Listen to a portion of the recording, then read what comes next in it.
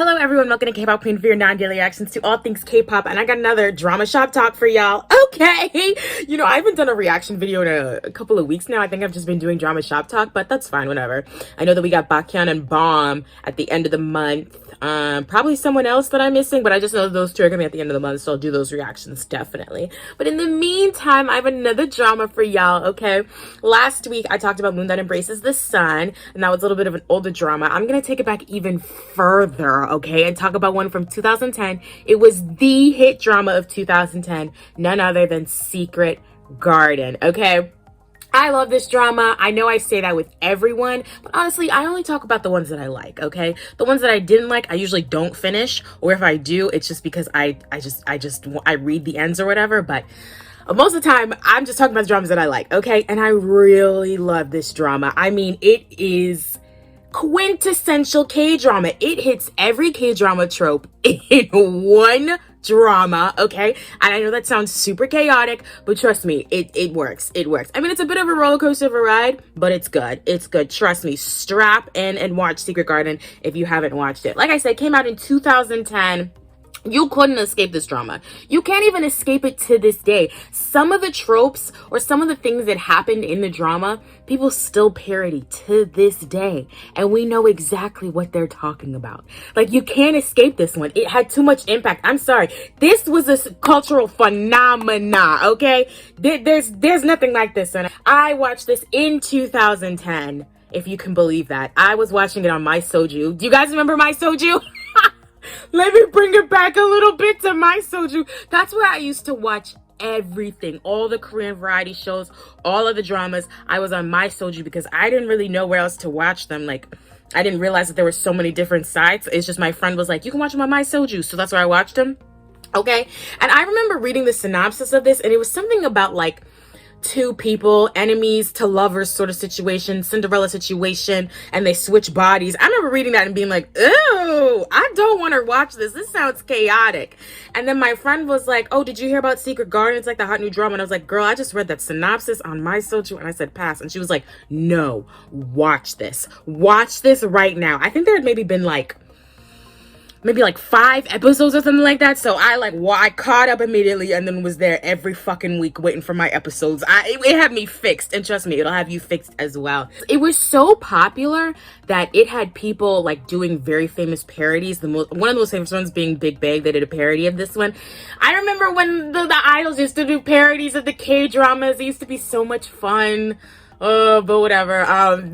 Big Bang did Secret Garden, and I think it's the most watched one. You guys know what I'm talking about if you were around at that time.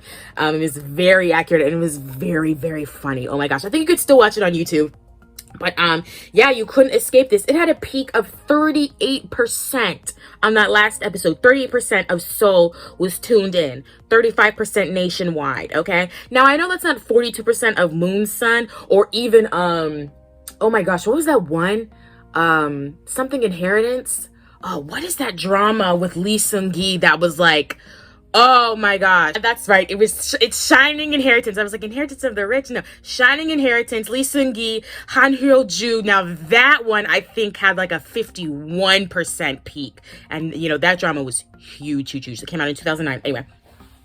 Anyway, this drama was still very popular. Okay, 38% peak. That's phenomenal, okay? Like, come on. It had like a 16% or 17% starting on that first ep. Like, please. The people who were watching, they were tuned in. So it's starring Ha Ji-won, okay, Hyun Bin, okay, come on now, all right?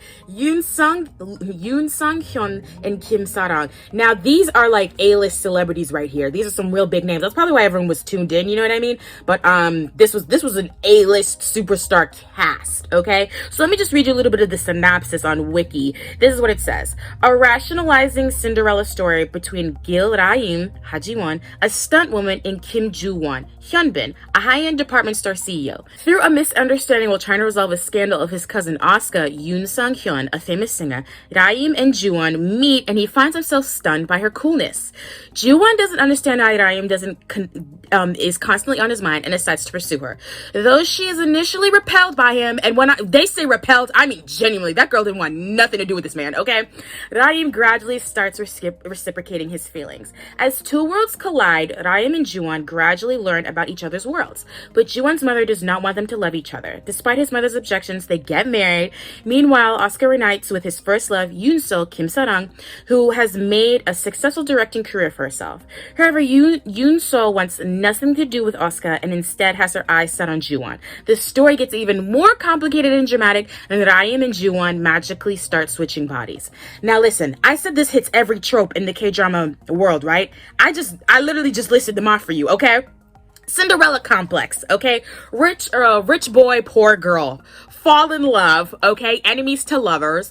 Overbearing mother. Rich overbearing mother. First love coming in to fuck up everyone's shit, okay? Like, we really get it all in this drama. It's kind of insane, but it is really entertaining. It's not, I promise you, it's very, very entertaining, okay? So, Ha-ji-won, she plays Gil Raim, and Raim is, she's a tough gal. Real tough, okay? No nonsense type of person, and that's just because life has dealt her a really, like, terrible hand of cards. Like, she has no living family. Her mother died when she was young. Her father died in a really terrible accident when he was a firefighter. He saved some people and he died in that fire. So she's kind of alone. She's also in a lot of debt. You know, it's just life isn't really going for her. She really has to work hard to get the little that she has. So she's built up a very tough exterior. She doesn't let people in very easily. It makes sense, you know what I mean? So she has a really hard time with Hyun Bin's character Kim Ji-won because he becomes infatuated immediately. He is this rich, very arrogant, selfish CEO, born rich, silver spoon, had it all handed to him, right? So he falls in love with her pretty much at first sight, and he can't understand why because she's not like the typical girl that he goes for, but he also can't understand why she doesn't love him back. She's like, well, wait a minute, I am like really rich, I'm a CEO, I got that money. You're not into me, I'm super handsome. You don't like me? You don't like my designer clothes? And she's like, no, I don't. Please get away from me. I'm very busy. She will literally laugh in his face, scoff at him, and he just isn't used to this sort of treatment. That's another thing. Come on now. That's another trope we just hit. You know, the girl like being very mean to the boy and him loving that shit, eating that shit up, okay? So he just like doesn't really know what to do with himself because he really does fall for her at like first sight, and he can't get her out of his mind. So you have to watch these two, you know, characters, very different ends of the world, okay? Very different like life stories come together and like, you know, I just have to deal with each other and each other's shit basically, all while switching bodies. Get into a lot of very comical situations, obviously, with them switching bodies. Plus, they learn more about each other. Like, they learn about each other's worlds and really get to know each other a little bit better in each other's bodies, and that helps them fall in love. Guys, come on. We're telling a story, okay? We got a story to continue. We got lovers to, like, meet at the end, you know? So, they gotta switch bodies, okay? As well as our second leads, we have Yoon Sun Kyun, who I was talking about. He plays Asuka, who's actually, like, a very frivolous and careless pop star. He really doesn't give a fuck about anything. He's used to skirting by on life with his looks and his money. He's also Juwon's cousin, so that's like a whole little family aspect in there.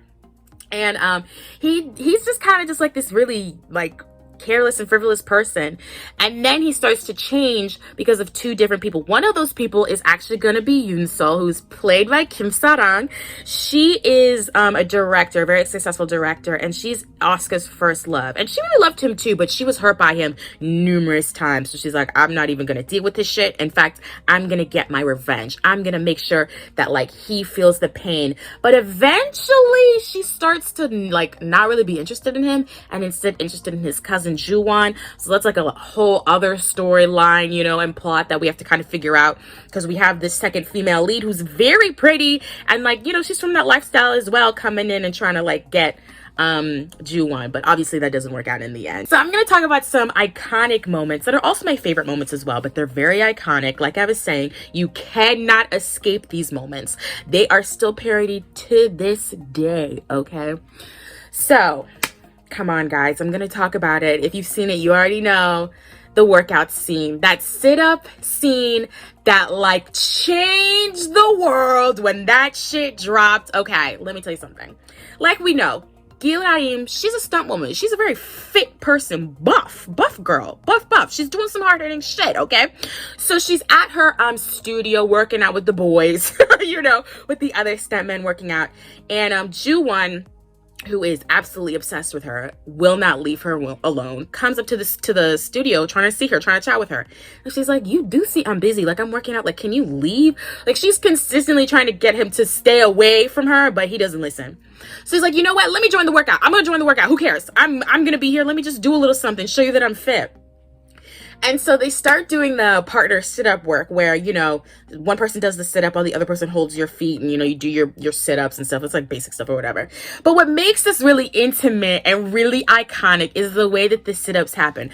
First, he's doing them in his little jacket, his little very fancy designer jacket that she calls ugly. He's doing like these little sit-ups. He's not really doing anything. And she's like, can you do it properly? Like, if you're going to do it, at least do it. And he's like, I don't think you want me to do this properly, but all right, I'll do it. Then he starts doing these sit-ups, and because she's holding his feet, like she's sitting there, like, you know, where his like knees comes up and where he has to come up and do his push-up. So we have these moments where he literally pushes up, just stares in her face and goes back down. And she's starting to realize, like, oh, maybe I didn't want him to do these push-ups. Wait, he's really close to me. Wait, what's going on? And it creates this moment of like intimacy where you see the characters kind of like, you see them, like, you see the sparks flying. Okay, you see shit going on between the leads, and it's so exciting and intimate. And they don't even kiss, y'all. They don't even kiss. They're just really close. And Ju-won is really intentful with his actions. Like, he's literally sitting up and staring in her face, being like, I'm here. I'm not going anywhere. Try and get rid of me. You can't, can you? You starting to fall for me, aren't you? Ah! Another iconic moment is the cappuccino kiss. Obviously, okay? You can't go anywhere without foam on your lip. No, sweetie. You're going to be telling someone something that you didn't realize that she was telling them, okay? Cappuccino kiss. Basically, they're just in this cafe, you know, moments leading up to it. They're in this cafe. And she's drinking her little cappuccino and she's got some foam on her lip and they're like talking or whatever. And Ju-won suddenly stops and he's just kind of like, literally, he's like, this is dirty. He's like, literally, he says, I think the translation is, oh, so dirty. And she looking at him like, what? I'm just sipping. I'm like, I'm drinking my cappuccino. And he's like, it's so dirty. And he's like, you're doing this on purpose, aren't you? And she's like, what am I doing? So what does he do? He reaches over the table, grabs her, and then literally like kisses the cappuccino foam off of her lip. You can see the sweat. You can see the sweat building up because that was another moment that had me. I was out. I remember, let me tell you something. When I was watching it on my couch. I was in Maryland. I was watching it on my couch. I literally paused and I did a lap around the coffee table. Because I was like, what the fuck is this? Okay, it's such an iconic moment. They also had people trying to recreate this one on We Got Married. Oh my god, the sheer amount of people that was trying to do this cappuccino kiss, it was something else. It was like a small little peck. But the sheer surprise on Ha Ji-won's face, and then the audacity of Hyun Bin's character to like do this, it just created such an iconic moment. I don't even know if I'll ever forget it. I'll never forget this moment. It's a moment for the books. It's a moment for the K-drama books. Another moment that I love, and this one I think is just for me, it was iconic and people would talk about it, but I really just love this moment because I don't know, but I just did. So because he was so in love with Raim, Ju-won would have these hallucinations about her. And that basically was his way, or I guess like the story's way of like showing that he was really enamored with her. So like to show that he was thinking about her, he would hallucinate about her, and that's how we would know that she was constantly on his mind, which a great tactic. So he would have these hallucinations of her wherever he would go. And I remember there's this one where he's at his house and he's taking a walk, and we see him and then we pan to Ha Ji-won walking right next to him. They're literally step by step walking. They both stop. They both take the same steps, like it's in sync with each other. But she's not really there. Like she's just a hallucination. And he says, why is this woman on my mind? Why am I so crazy about her? Why can't I get her out of my head? And then he starts saying this little tongue twister that I had never heard of in my life, but I had it memorized back in the day because I was like, what the fuck is this? I'm obsessed. He says something like, Kim, Suman, go boogie something, something, something, something, so something. Like, it's a little Korean tongue twister thing. It was his way of trying to like get her out of his mind. He's like, I'm gonna say this tongue twister 1,000 times. I'm gonna forget her. I'm gonna let her go. And of course, it doesn't work. She keeps popping up in his mind consistently, and it's just so good. I loved that tactic. I'm telling you, to show that he was thinking of her, he would like literally hallucinate her, and there she would be. And that's how we, the audience, would know that she was on his mind. Like, it was such a good, it's like a small thing, but it was one of my favorite things. I really loved it. How old was I when I watched it? I guess 11 years ago. So I was 16. My 16-year-old self ate that shit up. I ate that shit up. No questions asked. Okay. Another thing that I ate up, one of the songs from it, it's very famous, and it's just, it's like a famous song of Park Ji-young's, you know. It's called That Woman, and Hyunbin actually sang it. He did a cover himself, and it's called That Man, and it's so good. It's so good. Park Ji-young is singing about just like really being in love with this person, and like I think about them all the time and how they haunt my mind. It's kind of a haunting melody as well, and she shows off her range, especially that upper range, so nicely, and you can hear the sort of angst and a little bit of the pain in that track. And I would listen to this and just bawl my eyes out. Like, I'm not even kidding. Imagine me with my little iPod Nano my iPod Nano, sitting on that couch where I would watch my dramas as well, sitting there in tears listening to this song. Just crying.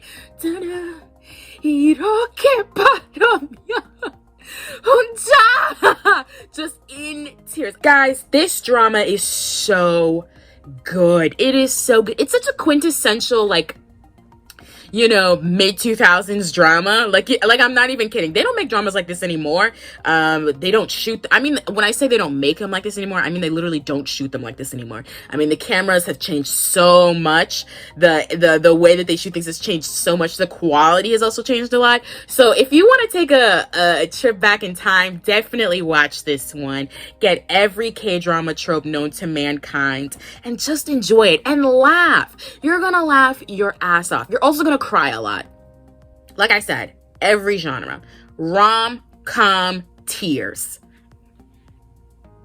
Okay? I didn't even tell y'all the story. Like I said, there's a lot going on. You're gonna love it. Watch it right now if you haven't. I only talked about the iconic moments, not all of them, but a few of them, because I just feel like if you watch dramas, you've definitely, like, you know, you've heard of them. You've seen the tropes in other dramas and stuff. So that's why I talked about them. But there's a lot more. There's a lot more intimate scenes that'll really get your heart pumping.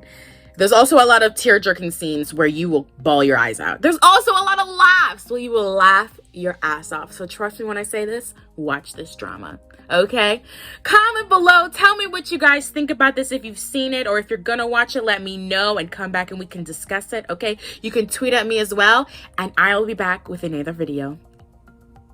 Bye, guys.